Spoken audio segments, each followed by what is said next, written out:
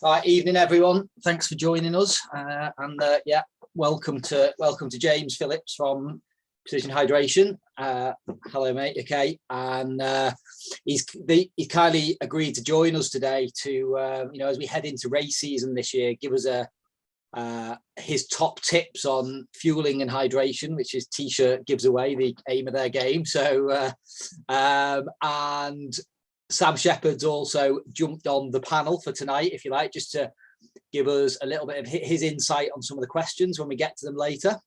So just very brief bit of background between TTT and Precision Hydration, as they were known back when we started working with them.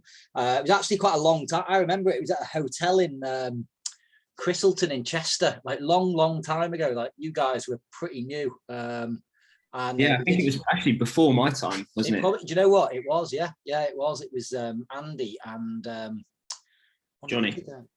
Johnny that came up. Yeah, and we did a load of sweat testing that day. It was all very new to everyone. Pretty insightful, and I think you guys, I don't think many people won't have heard of who you are on the call, especially seeing as we work closely with you now. But you've obviously gone from strength to strength, and every podcast I listen to, you're either referred to or on it. So, and you're working well outside the sphere of multi-sport now as well, aren't you? It's all over the show. So, yeah, it's been pretty amazing to watch it grow. And then, yeah, more recently, just the long-standing connections led us to end up becoming one of your sweat test centres. So we obviously carry out sweat testing from Pickmere at the Farm Club, and anyone coming off the end of this call that wants to look at any of this stuff in detail, Sean, who sadly can't join us tonight, is the guy to see about that. It's a pretty non-invasive procedure, about an hour, isn't it, to get a sweat test done, and you'll get the point by the end of it. So yeah, maybe James, hand over to you and just give us a little bit of a brief as to what's changed recently within the business. Yeah, thanks for that introduction, Phil. So kind of you. Yeah, I've been with the company for the past 5.5 years. So I'm aware that Andy, the founder, and Chris go back a long way to junior triathlon days, and obviously as they parted as athletes, and then as these things tend to do, they kind of came back together again in these circumstances. So the business was formed formally in 2011 and started off as purely a sweat testing consultancy business. Andy was a sports scientist for a Formula One team and a competitive professional long distance athlete. He had a load of issues in the heat. I mean, if anyone's listened to any triathlon podcast, you will have heard this story already. So I'm not going to spend too much time on it, but long story short, that led to him doing a lot of sweat testing in professional sports initially, in a load of major league sports in the US that we still do a lot of today, as well as Premier League, football, rugby, almost all sports, name it, we've probably done it. Speaking to someone earlier about Triathlon, which is the racket sports equivalent of a triathlon. You play 10 racket sports in a day. Never heard of that before, but as you do. Since then, we've brought out our range of multi-strength electrolyte drinks that we're most well known for, I'd say, to accompany the sweat testing that Phil mentioned. And then far more recently than that, as of last year, we introduced a range of fueling products, some gels, some carb drink mix, and chew, which is why we changed the name from Precision Hydration to Precision Fuel and Hydration. Not an enormous move, but quite an apt one. And yeah, every time I refer to us as PH or Precision Hydration, it's a pound in the swear jar, so I'll try and not do that today. Yeah, my background, like I said, I've been with the company for the last 5.5 or so years. I manage all of the athlete support, so if you ever email in, do a live chat, book a free video call, or anything, it will come to me, and you'll get a response within 12 hours worldwide about anything, quite literally anything. I have a background in both exercise physiology and triathlon. I'd call myself a recovering triathlete.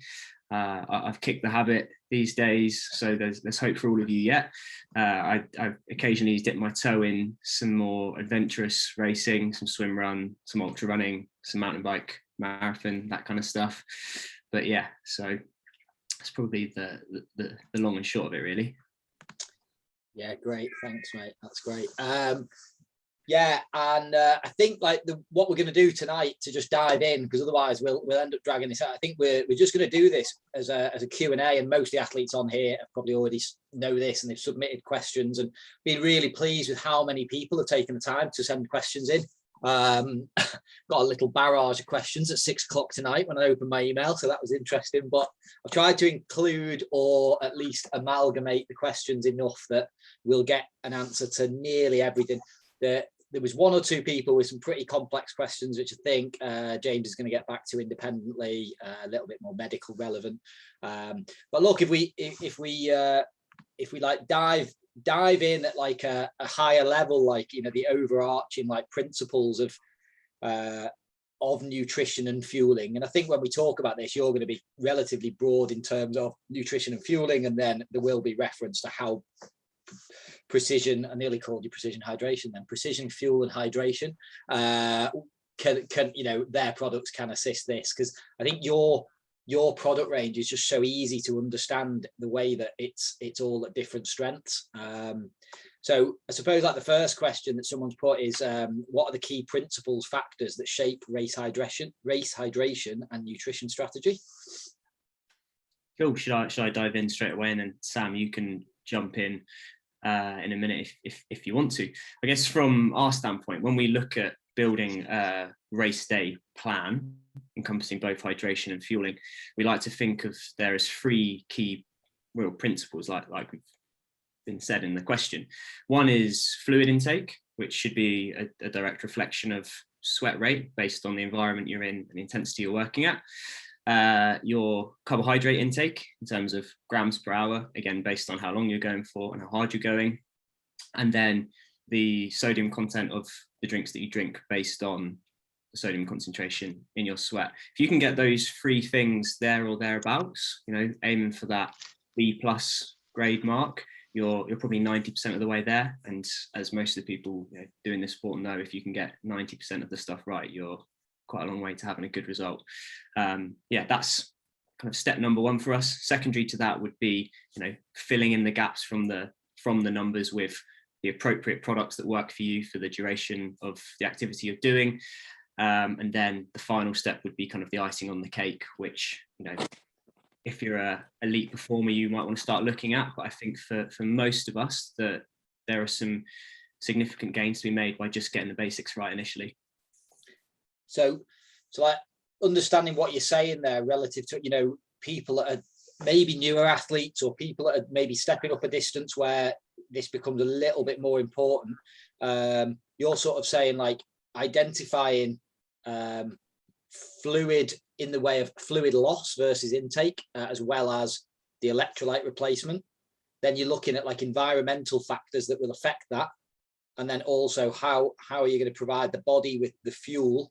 So how much carbohydrate you're going to get through and be able to put in. And yeah, I mean, I don't know whether you want to quickly dive in, Sam, on that point, you know, in terms of like where we're at in terms of how much carbohydrate people are, you know, you see it in the lab all the time. How much are people actually getting through at certain intensities versus how much they can actually put back in? That might be interesting to give in numbers. Yeah, so typically what we see when like guys from TTT or whoever come in the lab and we're doing, you know, like a graded test where we're getting to lactate threshold, for example, and we can measure substrate use. So we're talking about fat and carbohydrate oxidation or burning of fat and carbs at each of those intensities. So we can get quite a clear picture on, you know, at Ironman power, for example, or at 70.3 power, or desired power at least, what the mix of fuel might be. And one of the, yeah, I mean, the underlying fact is that you are not going to be able to keep up with the carbohydrate requirements of the exercise that you're doing when you're racing. And that's where obviously products like what we're getting from Precision Fuel and other places as well become really important to try and offset some of that loss. And that'll vary as well for different people. You know, probably people on this call may have heard me talk about, you know, good and bad fat burners. And there's this reciprocal relationship, if you like, between your fat and carbs. So if you're a good fat burner, then you're able to sort of spare more of those carbs that you've got in your system, and also you're going to be able to offset that a little bit more with what you're putting in as well. So, you know, for example, James probably going to say about 90 grams an hour, and I won't steal the limelight in terms of the mix of glucose and fructose and how that's important as well. Maybe James wants to pick that up in a minute. But if you're putting in 90 grams an hour, you're going to be burning, you know, much more than that. So an Ironman, I don't know, typical Ironman power, you might be burning somewhere between 2.5 to 3.5 grams per minute of carbs. So, you know, you multiply that out and you can see that straight away that's more than 90 grams that you can put in. So you can see it's like 200 grams, isn't it? So yeah, essentially. So you're never going to be able to keep up with that. And that's where, you know, making sure you've got sorry, Sam, that increases the higher the intensity as well. So if you're of course, Olympic, as well, racing Olympic distance, that's going up even more, isn't it? Up to maybe as high as like 300 grams an hour.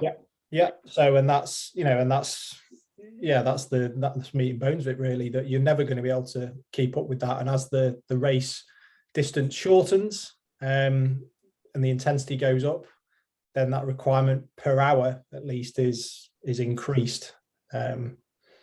And yeah, obviously we want to try and address that with what we're putting into the system and understand that. If you know, it's a good place to start if you can understand those numbers and know what your numbers are. I know that's a bit of a push for phys testing as well, probably. But I think the key I was trying to like make sure we got out there was this huge discrepancy between what you can burn and what you can put in, and why, you know, we should be trying to.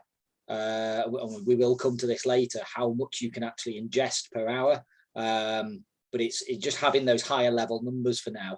And then James, with sweat rates and stuff, I mean, what's the range? What are you seeing? You know, what can someone lose in an hour? Yeah, really good question. I mean, it can vary enormously. There are obviously outliers at the extremes, but we see it ranging from anywhere from 200 to 300 mil per hour on a cool UK day going out for an aerobic session, all the way up to, we work with an ATP tour tennis player who, you know, to be fair to me, he's 7, but he sweats between 4 and 4.5 liters an hour. Wow. He's playing out in Florida, which is, you know, that is an extreme outlier. It's one of the highest scores we've seen, but we see similar scores to that with the big NFL guys as well. So I'll do all it. Well, leave this, guys. I'll sort this. I'm watching this trash. Sorry, guys. Can you just make sure you're all on mute, please? Someone clearly didn't agree with me there. But yeah, so it can be enormous. I'd say, yeah, the standard range, and I'm not sure if you see a similar set of numbers, Sam, is somewhere between, you know, half a litre an hour for anyone working kind of zone 2 up to somewhere in the region of 2 litres an hour. Anything over 1.5 litres an hour, I think we would classify as having a relatively high sweat rate. Somewhere in the region of 1 litre an hour would be, you know, average to moderate, and then half litre an hour would be on the lower end, assuming everyone was working in similar temperate conditions at a relative intensity. Yeah, and I think over the last 12 months we've done quite a lot of work with most of the athletes on, you know, they know that they can get their sodium rate loss tested. They know, you know, we've done sessions where they measure sweat rate on the turbo, and we have an online calculator. And then obviously Sam's done quite a bit of stuff on carbohydrate and fat burning. So everyone should be building a bigger picture in their head of this is really individual, but it's not that complicated to work out if you just get your numbers from each source and build the picture and then just refine it over races. That's pretty much like the higher level of all this covered, isn't it, really? And yeah, I think we like to just talk about, you know, the idea of people knowing their numbers, and you can go down the rabbit hole as deeply as you want to understand truly why. But I think for most people, just understanding the science is pretty good. Testing isn't difficult, or isn't as inaccessible as it once was. So just understanding numbers and then kind of going in to as much detail as you're willing or want to do. You can take a pretty basic understanding of it based on the research and talking to people like Sam, and you can get yourself quite a long way there without having to go and get yourself a undergrad degree or a PhD in something. Yeah, it's a complicated enough sport, isn't it? Yeah. So look, I think like let's just move on to like maybe like a bit of a quick fire round on lifestyle. So this is like a collection of questions, so this will put you on the spot. I understand it won't be one word answers, but we'll just sort of like rapidly go through them. Question one is, well, I've put them two into one: booze and coffee. What's your view on these from a hydration point? You might want to just talk about like the night before, the morning of, whatever. How much is too much, and when does it negatively impact performance? Should we alternate these, Sam? Yeah, can do. Yeah. If I jump in on this one, I'd say booze and coffee are brilliant in general, but probably not fantastic from a high performance athlete standpoint. How much is too much is, again, incredibly individual. Caffeine is incredibly individual. Individual sensitivities come into it massively. Habitual use, it can be very beneficial from a performance standpoint, and it also can have some relatively negative effects if used incorrectly. I mean, in general, if you were to look at the research, pretty much unanimously, it would tell you that booze was bad, apart from the potential that the night before a race, if you're someone who enjoys a glass of red or potentially a beer just to relax yourself, if you're someone who gets particularly anxious before a big race. Other than that, unfortunately, I wouldn't say it's positive. That doesn't mean I don't think it's part of life, quite frankly. We're not all vying for an Olympic gold medal, and we all need our vices. Yeah, absolutely. Couldn't agree more. Interesting. We've just done some stuff on HRV with the guys from HRV for training, Marco from there, and we came up in there about like the impact of booze on HRV, and I actually have done some further reading, and it's just quite interesting. You can pretty much have one drink and have no negative impact the night before a training session, and 2 drinks for most people actually does have an impact. It's one to consider. So the next one is 0% alcohol drinks. They're gaining in popularity. Good, bad, or indifferent? Sam? I've never ever tried one in my life, so I can't really comment. But all right, talk about it from for example. I remember sitting with Dr. Tom Williams one night before probably his best ever 70.3 race, and he was nailing loads of 0% alcohol beer, just going, well, it's just water and carbs, isn't it? And funnily enough, he didn't run out of carbs the next day. So there is, from a simple point of view. Yeah, I guess it might not appear in one of my carb loading strategies for people, but you're right. Essentially, it is water and carbs. So you're hydrating and you're fueling. So in that case, why not? Let's put that in the good bucket. It's good relative to having a few beers. So this is definitely one for you, James. How much salt should we have each day in our diet? Should we have generally more salt as athletes? As is probably going to be the case with a lot of these questions to go on today, I think the answer is it depends. Depends on how much exercise you're doing, how sweaty that exercise is, how sweaty you are as an individual, your individual sweat sodium composition. I think as athletes in general, you would probably have more salt in your diet than somebody sat on the sofa all day long. But exactly how long is a bit of string?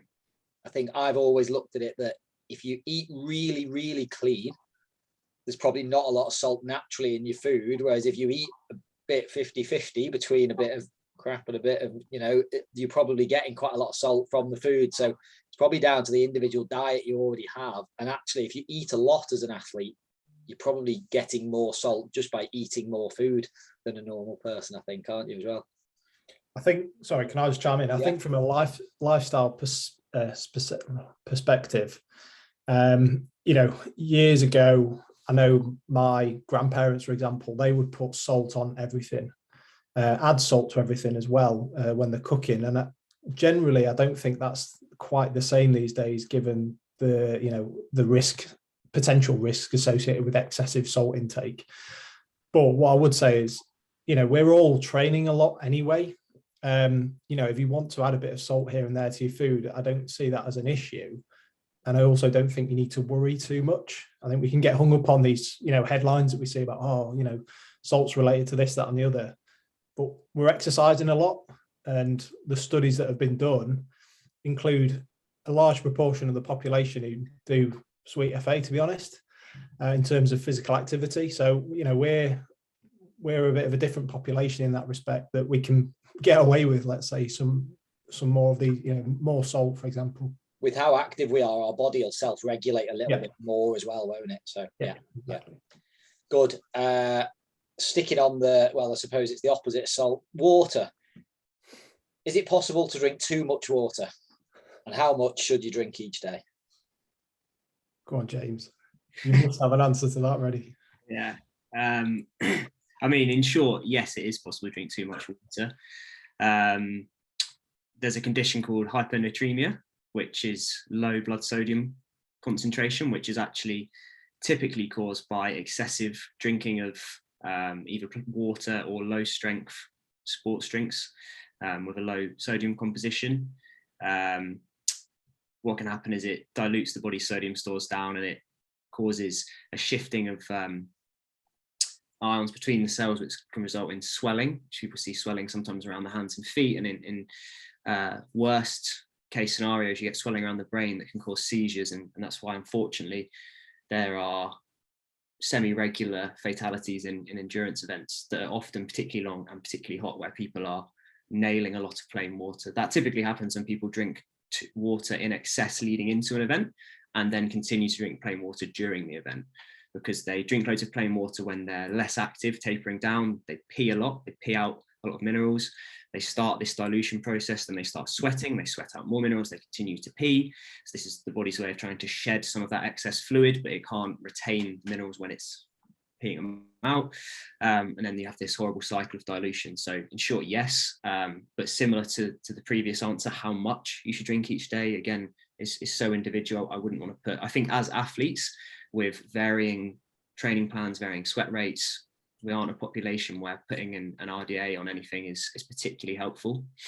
I mean, what about just the simple, what color is your pee, is a good indicator, isn't it? In terms, as long as you're not pouring water through, and like if there's a sodium imbalance going on because you're literally just nailing too much water, that might lead you up the wrong path. But generally, if you're drinking to thirst and you're, when you go to the toilet, it all looks a light straw color, it's probably about right, isn't it, from a day-to-day point of view? Yeah, I'd say so. That the whole urine color chart became very popular in the 90s because, as of anything like this, if it's very easy to implement and relatively digestible, people like it. I think as long as your aim isn't to continually have clear pee, which is, as athletes, you tell them, take one paracetamol and you'll feel better. Now 12. If you tell them aim for roughly clear pee, the aim should not be to have clear pee all of the time. And if you really wanted to take another step, a lot of people these days implement something called a weight urine and first test first thing in the morning, where you have a look at the color of the urine first thing. You also do a post pee weighing in the morning to see baseline weight, and then you assess level of thirst. And I think that kind of triad of things is probably more helpful than just simply looking at the color of the pee. I mean, I don't do that every day. I think we can all make a judgment call based on those things internally. If you can sense that you're peeing significantly more than usual, it's a lot clearer than usual, then think about what you're doing. Yeah, I mean, you do a really low concentration tablet, don't you? 250 that I actually use just as a daily. I am quite a heavy sweater. I do get quite thirsty all the time. And I just tend to find if I just drink plain water all the time, that's not really the best. So I just have a little bit of electrolyte, maybe in every other drink of water I have, just to, regulate. And I don't worry about the exact science of it, because like we said earlier, your body self-regulates. So as long as you sort of putting a bit of everything in, you'll be there or thereabouts, won't you? Yeah, that's a good idea. And actually, the next question that we had was, I really struggle to drink enough water as it's just plain and boring. What's the best thing to drink instead? And actually, we've probably just answered that, isn't it? It's, like a light electrolyte solution is there's no sugar in it or anything. It's just doing a job, and it's probably, especially on the lead up to a race, I think that's safer than just pouring a load of plain water down you and flushing a load of minerals out. So yeah, I think palatability becomes a big part of it. I think it's one of the things we see with implementing hydration plans in activity as well. A lot of people just, a drink needs to be palatable. You need to want to drink it. So if you just someone who doesn't, you don't like water, and you're not going to drink it, and you might feel like you're underdoing it based on your training loads, then potentially adding a light electrolyte solution to it is a sensible step. Yeah, Good. So we come off like the quicker fire. These ones get a little bit deeper now in terms of the question. You might have a simple answer to them. This one says, I find many producers and suppliers of carb, electrolyte, etc., assume everyone's gut is working perfectly. I have a pre-existing gut condition which has caused numerous problems around long distance training and racing. I know I'm not the only one, especially amongst some of the older athletes within TTT and beyond. What can Precision Hydration offer in the way of support, advice for long distance racing and training, whether it be products or information? Cool. Yeah, I think although it may sometimes seem that like we give relatively generalized advice to the inverted commas masses with advice to like we use a t-shirt sizing approach to sodium concentration in the drink. So although the products are labeled pH 250, 500, 1000, 1500, we often talk with athletes about them as if they were like a small, a medium, a large, and an extra large in terms of t-shirt sizes. And then with the carb recommendations, we bracket them down into these like kind of 0 to 30, 30 to 60, 60 to 90, or potentially 90 plus grams per hour range.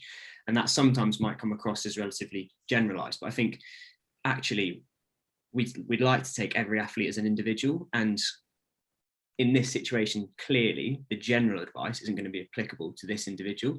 We can't have individual advice for every athlete in the weekly newsletter on the website, but how this individual's gut is working is clearly different to anybody else. So for example, we have the tool online, the quick carb calculator, where you can input the activity you're doing, how long you're doing it for, and how hard you're doing it, and it spits out a recommendation. And potentially for this athlete, that recommendation might not be quite right. So what I'd say in this instance is that what we'd encourage them to do is have a bit more direct dialogue with us. We offer free 20-minute video calls where we could talk exactly about this condition, work a bit of a gut training plan up for them, because, you know, as Sam was saying earlier, somebody might put a golden number up there of 90 grams per hour, or some research might say 120 grams per hour. But quite frankly, if the individual is not ready to do that, in the same way that you could arbitrarily say, as an athlete, you need to ride 4.5 watts per kilo for 2 hours to be a competitive 70.3 athlete, but that is totally useless if the athlete is nowhere near ready to do that. And the gut is a working muscle that can and needs to be trained as well. So I'd say this requires probably a more intricate understanding of the condition, where they're at currently, and creating a bit of a plan to get them to where they need to be. Yeah, I mean, I think like that's my experience of dealing. You know, I've dealt with you guys last year, actually. I dealt with Andy on, you know, sweat rate issue myself, and like the level of support. But I don't think many people realize you guys actually do this, where when you say contact us for individual help, you actually mean it and you actually do it. And you've got like guys in the office that do it really well and will help you and get back to you. And obviously, you know, it's building great customer relations, but like anyone that's got any specific requirements, definitely do just reach out. You will get, you know, you'll get a good reply. So yeah, great. Thanks, James. Phil, sorry, just to chip in. One thing I would say, and I think Jules is on the call, I think, but I'm thinking back to someone she worked with, one of the athletes who complained of a similar issue, where it was becoming obvious during racing that there was an issue. But actually, I think we stripped it back to the sort of day-to-day diet. And once we'd improved that had a subsequent impact on what was happening during the races as well. So it might not just be that what's happening, you know, when you're racing long or training long, it's, you know, it's 7 days a week, what you do in those days, not just the one day you're riding or racing at the weekend, for example. And Sam, do you know any good nutrition companies that could help with this? I'm aware of only one. Yeah, no, it is a good answer. And I know me and you have spoken about this before, about gut health in general. You know, I think it's going to become, you know, the gut biome is going to become a very big word. I even noticed in the supermarket this week, Kellogg's are onto it in a big way. And there's a lot of change of wording on their cereal boxes in terms of what they're doing with gut health. But it is a real thing that you can really improve a lot of performance and probably these issues. So yeah, you know, it might be a combo of help from various sources. And Sam and Jules will again do the same. You know, reach out to them; they'll come back to you with their thoughts. So that last person did mention amongst some of the older athletes. I don't think it's limited to that, but the next question is about older athletes. It says researchers say, and there's no quoted researchers there, so I'll presume they know researchers say that as people age, they need to drink more water to compensate for changes in their body temperature regulation. With this in mind, do we see an increase in electrolyte loss? In your experience, do you see that older athletes have a greater requirement for electrolytes? I ask this as I've been using 1,500 sachets on longer rides. Since the introduction, I've noticed a reduction in cramping. Definitely one for you, that, James. Cool, thank you. Yeah, there is definitely a quite a bit of research out there that I'd say older athletes need to pay more attention to their hydration. I wouldn't necessarily say it's entirely down to body temperature regulation. I think in general, older athletes are more inclined to have a reduction in total muscle mass, and there's quite a bit of fluid retained in the muscle mass, so they generally have a little bit less fluid on board in general. They also have a propensity to need the toilet a little bit more, so they lose a bit more fluid. And there is quite a bit of research behind the sense of thirst diminishing over time as well. So there's these like three things that are happening, which, you know, individually might not make an enormous difference, but together can have an impact. I'd say all that it really leans towards is having a little bit more emphasis behind hydration. I wouldn't necessarily mean, again, just drinking more water or just drinking more electrolytes, but having slightly more of a plan in and around exercise. As for the section about 1,500s, that's obviously great to hear. Yeah. I noticed the athlete says a reduction in cramping. I suppose I would go back to them and say, well, how about trying to get rid of the cramping altogether? And that is probably a case of reach out to PH, see what they say the next steps are for you, and go from there with it. So we dive into some questions on training now. This is, I laugh just because I know who it is that wrote this one. So as a pretty heavy sweater, this is a different question. As a pretty heavy sweater, do you recommend always having electrolyte supplements in my drinks, even during training sessions, to ensure my sodium levels don't drop? And they go on to then have a second question, which is, I've been experiencing bad cramping in my legs during swim sessions. Is there anything you'd recommend to prevent this? Possibly linked to the above question, so I thought I'd throw it in anyway. So, you know, should you be supplementing with electrolyte in all sessions, and what's that link to the swimming? Because I definitely hear that one quite a lot from athletes. Yeah, let's double team on this, Sam. Otherwise, it would sound like I'm just singing the party line. But I'd say, in my opinion, the reason for any supplement would be to kind of counter an excessive loss. So no, in short, you don't need electrolyte supplements for every session. I think in general, if you're doing a longer session or a particularly sweaty session, so 60 minutes of intervals on Zwift indoors, you know, you almost certainly don't need to supplement with much, if any, carbohydrate. But if you are a particularly heavy sweater and you don't have a fan, then having some electrolytes during that session is probably useful. If you're doing a 60-minute aerobic ride outside and it's cool, probably not necessarily at all. So I'd say think about what you're doing and what the losses are. Bad cramping in the legs during swimming. Do you want to talk about that, Sam? Yeah, it's a nightmare. Something I experienced today, actually. But yeah, that's because you did your training sessions in the wrong order, Sam. Well, I know, yeah, I know you're going to say that, but there you go, needs must. But yeah, I think there's an aspect where you might go into a swim, so maybe a little bit dehydrated if you do your sessions the wrong order, for example, and you don't supplement with or properly supplement with an electrolyte during the session that precedes the swim. But I think it's also just a recruitment issue as well, and recovering from that first session. Phil might be able to chime in whether he agrees with that or not. But, you know, for example, this morning I did a pretty hard turbo session and then was straight to work. So I probably didn't drink as much as I needed to, just through being busy, and then tried to swim, and then it manifests as cramp halfway through the session. So I think if I'd been, and being honest, then I think if I'd been a bit more on it in terms of replenishing my electrolytes, then maybe I would have been able to offset that. But I was also, doing a pretty hard session on the turbo and then trying to swim a few hours later. So that's going to have some impact, I would say. Yeah, I tend to agree there. You've got the loss generally through the session, so you're depleted. You've obviously like used the leg muscles in general, and I do see this as a very common issue if someone's done a decent run session and then goes and swims. And then James, maybe you can just answer this, because this would only be a little bit of, you know, electrolytes are crucial to muscle contraction. Are electrolytes used, you know, if you do a run, are electrolytes specifically used in those working muscles more, therefore leave those working muscles more depleted in the interim afterwards?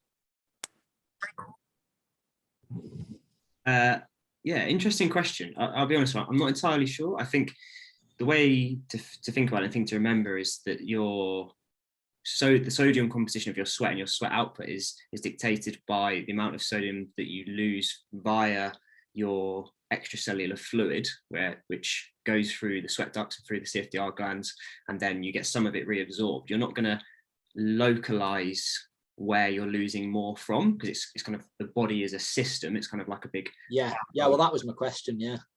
So I'd hesitantly say no, but I would agree with what you've both said, that there is, I think what the way I was thinking about it is a bit of a perfect storm. Likely, if you do a hard session first, that is something that is either a longer or hard run that stimulates a lot of sweating, and or a turbo that stimulates a lot of sweating, be that because it was hard, hot, or just simply long, and then trying to do another session, specifically a swim, you've got this perfect storm of the muscle recruitment and the element of dehydration potentially, and some sodium depletion. And it always, it's more of a foreign movement to us all, especially, you know, adult learner swimmers. Yeah, there is also the fact, if you're getting it in the calves when you're swimming, you know, you think about when you're swimming, your foot is in a dorsiflexed position, which is like, you know, if you've been running and using the calf in that position, you're then swimming with the calf in that position as well. And that's probably just, you know, muscular fatigue as well creeping in there. So there's a combination of factors, I think. Yeah. Right. The next question says, and this is one we discussed this afternoon. So we've put it as a broad question to you, but there are people out there advocating that there is no requirement for replacing electrolytes during endurance activity. What are your views, or the views of PH? Yeah, another great question. I think, as with most things in life, and specifically in sports science, it seems, as the research is developing as an area, there are always polarized opinions. You know, there are also people out there who run around in sandals and flip-flops as opposed to wearing enormously maximal cushioning shoes. Same as people advocating for entirely keto or low-carb diets and then entirely high-carb diets. So I think there are always going to be these people who like to cling on to the idea of a polarized opinion because it stimulates conversation. I think most of these people do come around to the idea that there are, ultimately it does come down to individualization. I think you can, again, make some generalizations. Like you could say that the average sweat rate for an adult is 1 liter an hour, and the average sweat sodium composition is somewhere in the region of 900 to 1,000 milligrams per liter. And then just hang your hat on that for everybody. But there are the hydration plan that opinion would generate might be okay for 50% of the population, but there are still 50%, you know, I'm making this number up here, of the population who that is not fit for. And as with most of these things, the people who generally advocate not doing something are the people who potentially don't need to do it. If you're someone with a relatively low sweat rate who handles extreme climates relatively well and has a particularly low sweat sodium composition, then you can, inverted commas, get away with really not doing a great deal. And then if you get away with it and perform well in those conditions, it might fool you into thinking that not everybody needs to do something differently. But speaking from personal experience, as somebody who knew nothing about this 8 years ago and was living in France in a very warm environment, training a lot and having a whole host of issues, if I did what some of my friends do at Ironman races, I simply wouldn't get past halfway through the bike because I have an exceptionally high sweat rate and a very high sweat sweat sodium loss, whereas my other half has a very low sweat rate and a very, very low sweat sodium output. So she could race an Ironman on almost whatever she wanted in her bottles, whereas I would need to be far more structured. And I think, yeah. I think I completely agree, James. I think it advocates really what you're saying for testing. And now there's access to testing for hydration, for substrate use. That's what people should be moving towards if you really want to understand how you and what your requirements are. Then, you know, spend the time, a little bit of money getting tested, because that's going to reap the most benefit, really. Yeah, and also just adding like a bit of anecdotal stuff. You know, we've been doing this quite a long time. We spoke to a lot of athletes. When they increase their electrolyte intake from very low to somewhere near what they need, they suddenly go, oh, I felt so much better on that run at the end. Or some ultra runners that we work with who, you know, it's a game changer for them 60 miles into a race. You know, there's just a lot of anecdotal evidence that would definitely say that most people get some benefit from it. So we spoke about the bell curve earlier, didn't we? Of course, there's going to be people right on the outlier side of it that probably just can have a mouthful of water every hour and get away with it. But yeah, so I think that's probably the right answer, Sam, isn't it? Is, you know, go for what you need. Don't really worry about what you're reading out there. Take all the information and then go and get the right information for you as well. So cool. Let's dive on to some questions on racing. Starts with, I struggle to eat before races with nerves. What are the best foods you'd recommend consuming pre-race, and how many hours before should you be fueling? Can I take this one, Sam? Yeah. What? Any idea on the race distance, Phil? Or no, I don't actually. But let's for a change. Let's say it's someone that's racing Olympic to 70.3. Distance throughout the year, but they get nervous before every race. You know, just give us a general overview of how far before, what's easier on the gut, and actually maybe give us one strategy that is a little bit not normal, i.e. could just be fluid based or something. Yeah. Okay. So yeah. So ideally for Olympic, I mean, generally we would say 24 hours before the race is when you want to start loading. And that's partly from the research showing that you can fill your muscles with glycogen quite quickly over that period. Traditionally, you know, we might have gone for something like a 3 or even a 4-day load for some people. But that's really not required, particularly for Olympic distance, when you don't, probably more so for 70.3 or Ironman distance, where we need to focus a little bit more on that. So 36 to 24 hours before you start loading. And carbohydrate for Olympic, you're probably aiming about somewhere between 8 to 9 to 10 grams per kilo of carbohydrate. So grams per kilo body weight of carbs, basically. So if you are a 50 kilo female, for example, then you might aim somewhere between 400 and 500 grams of carbs in that over that period, or over a 24-hour period, I should say. And that'll get you pretty close to full or the level you need to be to compete in an Olympic distance. In terms of strategies to if you struggle to get food down during that period, then you can certainly rely a little bit more on carb drinks. And this is something that we see not even with people who struggle to eat from nerves, but just the quantity of food sometimes that you need to try and consume over that period is quite difficult to do. And James has mentioned before, gut trainability, that also comes in terms of carb loading as well. And you need to train your gut to be able to do that and prepare properly and not feel terrible, when you go to bed the night before the race, for example. And so, swapping out some foods.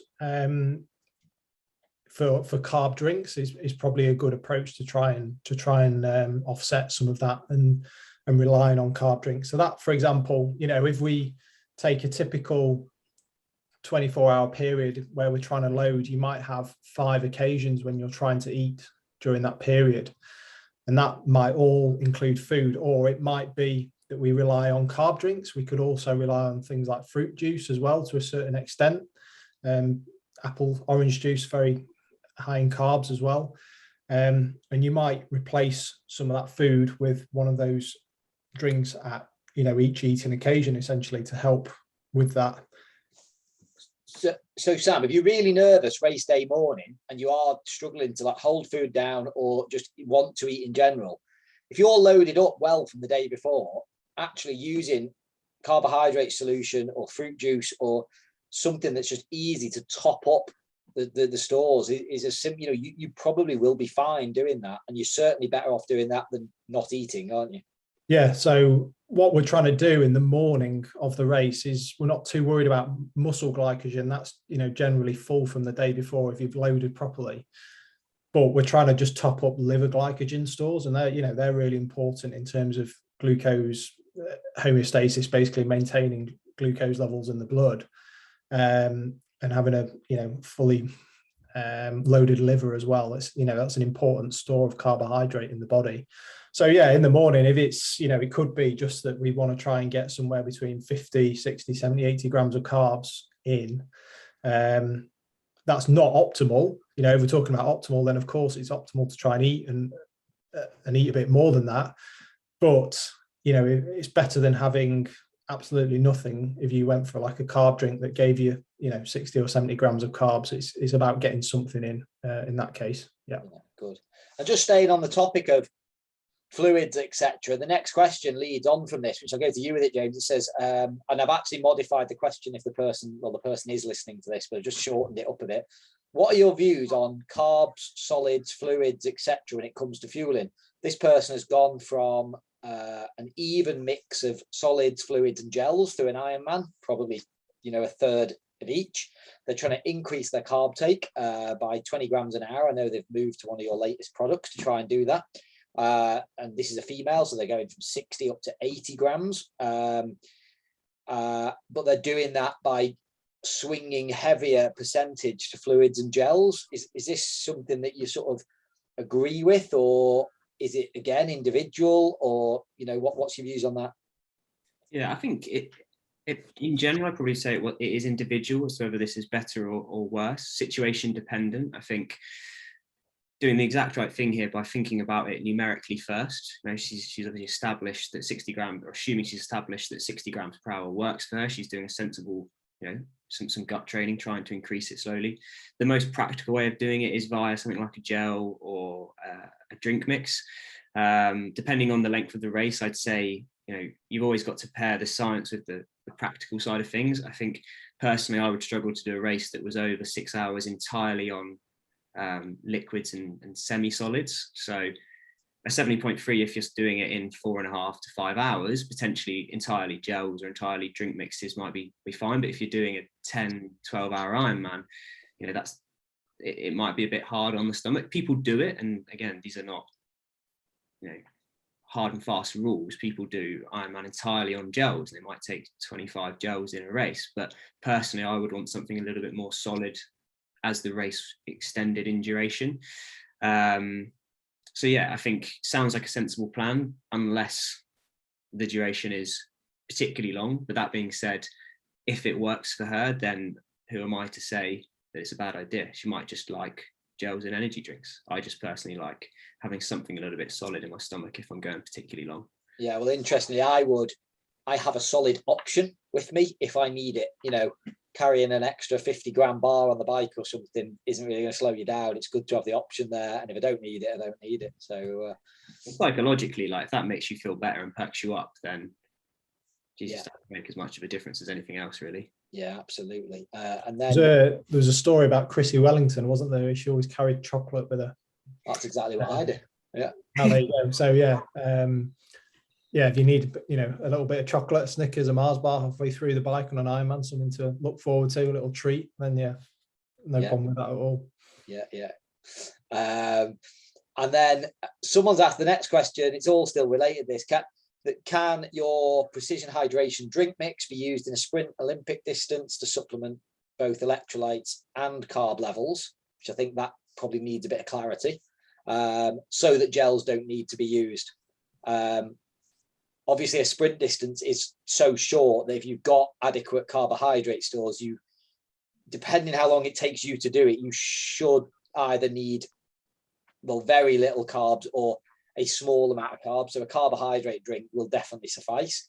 Olympic distance for anyone, especially if you're taking closer to 3 hours to do it, you have to consider that a lot more, don't you? But maybe James, just give us this pH drink mix that you just brought out. Just give us a bit of clarity on the electrolyte and carb content there. Yeah, no problem at all. So at the risk of this sounding like a sales pitch, I'll just walk through the product range so it entirely makes sense. So we have the precision hydration electrolyte drink mixes, which come in low calorie effervescent tablet form. They come in the 250, 500, 1000 and 1500 milligram per litre strengths. Then we have the all natural powder equivalents.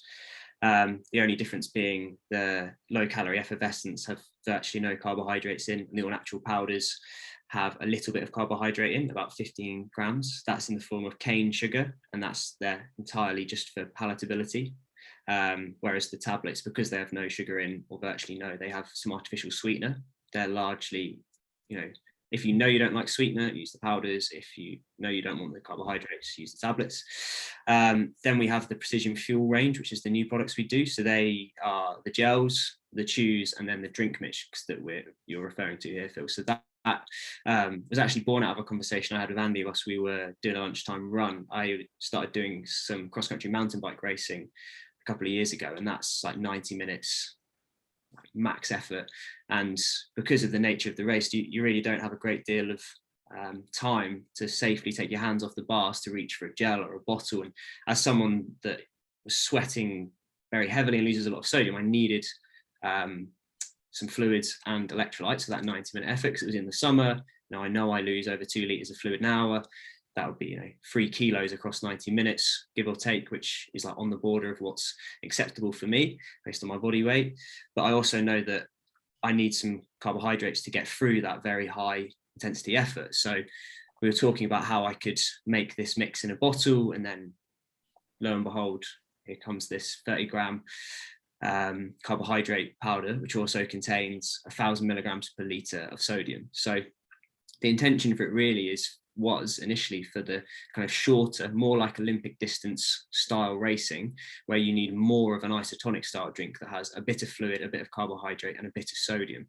When you talk about requirements of these things, there's always this curve of loss. The longer you go, the longer this curve is. So over time you accumulate more loss, which means that your intake can be less aggressive because the drop off is less aggressive. And then as the intensity increases, the drop off of these things is more aggressive, but the accumulative loss is less because you're going for less time. So across, say, 2 hours, some people might take on quite a bit of carbohydrates, some people might not. It really depends on how hard you're going and your preparations.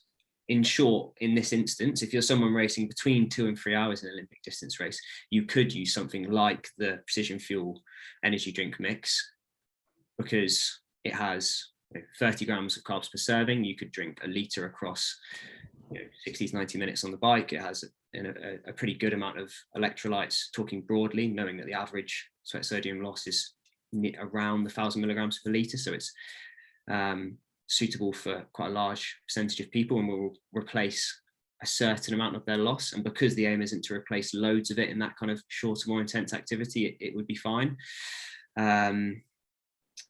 So in short, yes, it could be used for an Olympic distance race. I think depending on how long you're going to be out there, there is quite a big difference between being out there for just under 2 hours to kind of just over 2 hours, and just under and just over 3 or 4 hours. That I'd say that goes from a kind of a short distance style race to more of a endurance based race, and the accumulative losses are quite a bit different.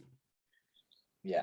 Good answer. Yeah, I mean, I like the way you explain these, the difference with, intensity means you're burning through an awful lot more, versus the longer it goes on, you're burning through less but more overall. And these things goes back to what Sam said earlier about you can get all of this measured and know exactly what you need yourself. You know, I think most people are interested in understanding that.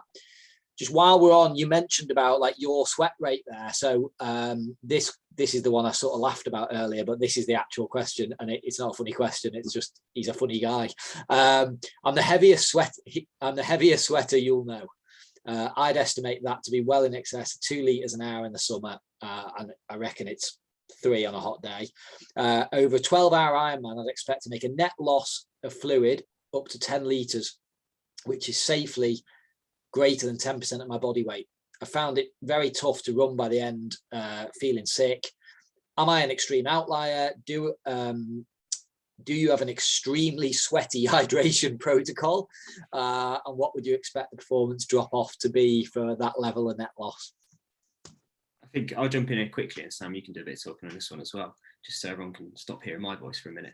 But we worked really closely with an Australian long distance athlete recently called Luke Henderson. He's inverted commas just an age group athlete, a very competitive age group athlete, but he has one of the highest sweat rates that we see. He's a bit more similar to me. He's between 2 and 3 litres per hour. He lives in Australia. Obviously, it's super hot. He raced Ironman Western Australia and did one of our athlete case studies. He was probably one of the more aggressive athletes from an intake of fluids and sodium, because he also had a pretty high sweat sodium output in the region of 1800 to 2000 milligrams per litre. So he's losing a lot of fluid and a lot of sodium. So he has probably one of the most aggressive plans for someone who sweats a lot and loses a lot. And I'd refer to have a look at that.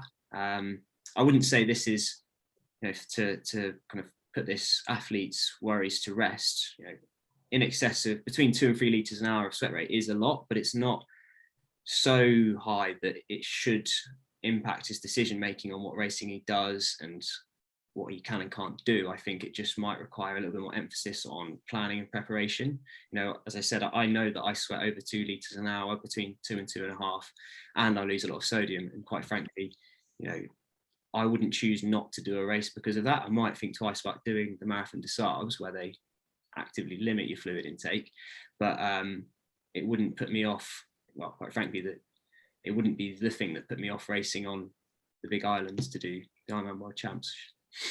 Yeah, it's a solvable issue, basically, isn't it? It just needs a very clear plan on how to stay hydrated at that rate and not see performance drop off. I'd just say there's a couple of like case studies that I can think of where people have lost up to 10% body weight and still being able to perform well. You know, we always think about this 2 or 3% loss in body weight from dehydration leading to a decrease in performance, a 10-20% decrease in performance, something like that. But was it Gabriel Selassie, I think, at the Dubai Marathon? They measured him before and after. You know, obviously Dubai is a pretty hot place, and he lost something like 9.5% of his body weight, and he still ran a 2:05. Well, didn't Paula Radcliffe lose 9% of her body weight the day she ran the London Marathon and broke the world record? So that's quite good performance at 9% dehydrated, isn't it? So yeah, like just to, you know, to back up James's point, if you've got a plan for that, which are, you know, working with James or ourselves, you know, you can work that out. Then there's no reason you can't. You know, I know from. Sorry, Sam. No, that was it. I know from talking with Andy last year on my own issue with high sweat rate, was one of the things that we were, you know, and we still are going to try and work out is, you know, because another individual thing is, at what point does your performance drop off? Some people it will drop at 5%, some people 10%. It's an individual thing. And actually there's an argument, is it nearly trainable a little bit to be able to maintain performance temporarily while slightly more dehydrated? So again, I mean, that's starting to get a little bit deeper, but you know, you want to race well at these longer distance races. These are probably the kind of things that you do need to get your head around if you're a heavier sweater. It's all part of the puzzle. So got another quick one here from someone says, During longer events when it's warm, my fingers and toes swell up, resulting in me not being able to hold a bottle and causing bruised toenails. Is this something pH might help with? So it's a general hydration question, I think. Potentially. As I said earlier, there are some edema is what they're talking about, where you get this swelling around extremities. It can be caused by too much water and not enough sodium, which is offsetting the fluid balance. We also see it relatively frequently in ultra running events, where people have their arms by their sides for extremely long periods of time and they just have a lot of blood pooling, same as in the feet. So potentially, if they are getting things wrong, it's hard to know for sure without understanding exactly the events they're doing, what they're doing for both hydration and fueling, and how much they've trained in the past. Yeah, good. Yeah, and again, it's another one to like reach out to you guys, isn't it? And get some get an individual plan together and see if it reduces the issue, I think, and then tailor it from there. So another question which is pretty relevant to you, seeing as you're into a lot of swim run stuff. This is someone asking about long swims. For long swims, how would I start really well hydrated to minimize dehydration 5K plus? I think you could probably bring that into all racing, I suppose. How do we all start well hydrated? What's your sort of like, one paragraph summing up of how to hydrate well before an event? Yeah, I think there's two parts to this. One is not overdoing it on the water, like we talked about earlier. So in the lead up to race, not just smashing water in an attempt to pre-hydrate for 3, 4, 5 days. That'll put you in a way worse place than just drinking largely to thirst for those periods of time, and then being pretty aggressive in the final 12-hour window before the activity, and specifically in the final 2 hours before an activity. We advocate most athletes doing anything long or anything where they're going to struggle to drink much, if anything, in the activity, doing what we call a sodium preload, which involves using one of our 1500 milligram per litre strength products and drinking 1 in 500 ml the night before you go to bed, assuming for the race or event or whatever it is in the morning, and then another one about 60 to 90 minutes before you start. This boosts your blood plasma volume, make sure you're starting optimally hydrated with a little bit more stored and in excess that you can lose when you do start sweating. Your body is pretty astute at regulating fluid balance, and it won't hold on to this forever. So if you did it 4, 5, 6 hours before, or 4 or 5 days before, you will just pee out the excess and you really won't hold on to it. So I'd say don't do too much, and then do quite a lot aggressively. It's probably the overarching plan. Okay, good. I've got a random question that I won't ask either to answer. It says, I have my first 70.3 in 6 weeks. Do I need to piss myself? So what I'd say is, I don't know, but I wouldn't practice it while you're on the turbo if you're in the house. So we'll just leave that one there. There is just sorry. I definitely don't do it now. Yeah, no, definitely. Yeah, it's anyway. Yeah, we'll just leave that question right there. And actually, this is question from Sam's business partner Jules. Is just asking two. We'll probably finish with these two. A lot of this is something that Total Endurance get asked a lot by their athletes. Due to space on the bike being a premium, can you mix pH, fueling and hydration products into the same bottle? I guess she's meaning drink mix and top it up with extra tablets, or what's the... Yeah, good question. Well, a lot of people who ask this over email, customers don't realize that there's already 1,000 milligrams per litre in the energy drink mix. So that's normally the first thing to acknowledge, because if you do that, I personally use a double concentrate of that. So if I'm doing a mountain bike race, I'll use a double serving in 500 ml. So I'll have, because I know that I'm a particularly salty sweater and I want quite a bit of carbs and I don't have great access to stuff when I'm doing it.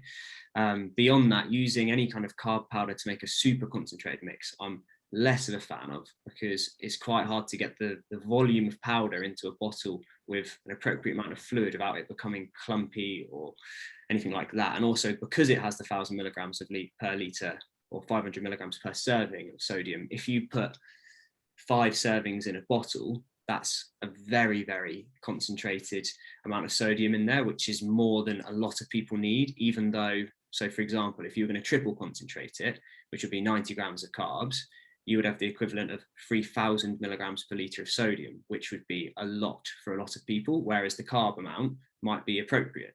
And our mix isn't really intended to do that. Like I said, I've used it relatively successfully, double strengthening it, but if anybody was going to do that, I'd suggest doing some testing first. What I would be more in favour of is using a bottle with lots of gels in. So getting some of our 90-gram gel pouches and squeezing 2 or 3 of them into a 500 ml bottle and then topping up with a bit of water, and then having a separate electrolyte bottle that you may or may not choose to have a bit more concentrated. So you might choose to have 2, maybe 3 1,500 tablets in there, knowing that you're going to drink more plain water on the course. That gives you what we refer to as like more accessible levers. So then you have your carbs in one bottle, so you can appropriately dose that, and then you have your fluids and your sodium in kind of 2 separate bottles, which means that if it's particularly warmer than expected, you're sweating more than you're expecting, you feel like you need more water or more electrolytes, you're able to pull on all 3 of these things independently. Whereas if you make one very concentrated fluid-based bottle, if it's really hot and you're sweating more and you want to drink more, you can't drink more without taking in a load of additional carbohydrates, which you might not want to do, and you kind of back yourself into a corner. So not impossible, but I'd be cautious to advise it, I'd say.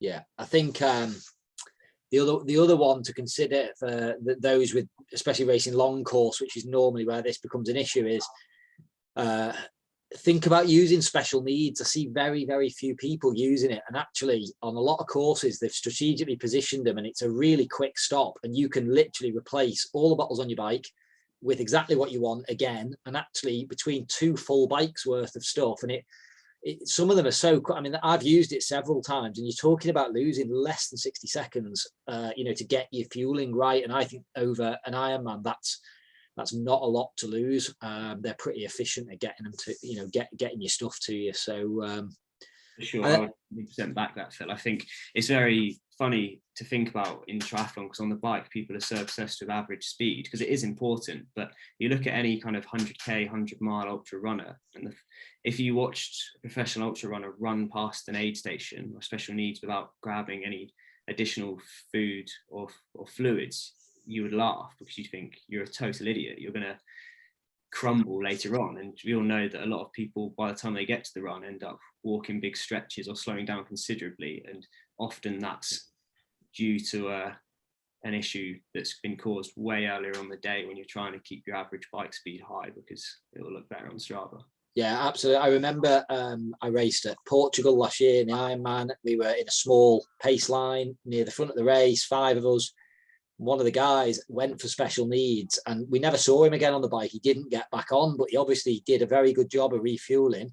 Took the risk, lost the advantage of the pace line, maybe got in another pace line further back, but I definitely saw him on the run, because he ran through the entire field and won the age group. So it's not just about like losing 60 seconds, it's what you gain later on in these races for having your fueling right. So